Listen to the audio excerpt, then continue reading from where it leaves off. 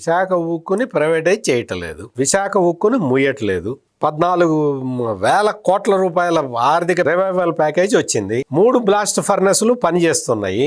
Turn around కి రాబోతూ ఉన్నది. ఎందుకు యాజిటేషన్ చేస్తున్నావు? What is your problem? What is your problem is, నీకు ఇప్పుడు వచ్చిన సమస్య ఏంటంటే నువ్వు దొబ్బిన డబ్బులన్నీ తిరిగి కట్టాల్సి వస్తున్నది.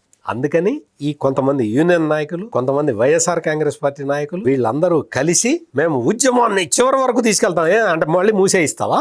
విశాఖ ఉక్కులో అన్రెస్ట్ క్రియేట్ చేసి విశాఖ ఉక్కుని మూసేయించటానిక నీ ప్రయత్నం? జగన్మోహన్ రెడ్డి నువ్వు చెప్పు, ఎందుకు ఉద్యమం చేస్తున్నావు చెప్పు, కారణం ఏంటి? విశాఖ ఉక్కు ప్రైవేటైజేషన్ చెయ్యకుండా ఆపేసి ఆర్థిక ప్యాకేజీని ప్రకటించి రివైవ్ చేస్తున్నందుకు ధన్యవాదాలు చెప్పే తీర్మానాన్ని అసెంబ్లీలో మండలిలో ప్రవేశపెడితే దాన్ని వ్యతిరేకించింది ఈ వైఎస్ఆర్ కాంగ్రెస్ పార్టీ.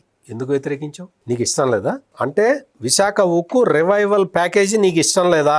చెప్పు, అదే చెప్పు. నీకు ధైర్యం ఉంటే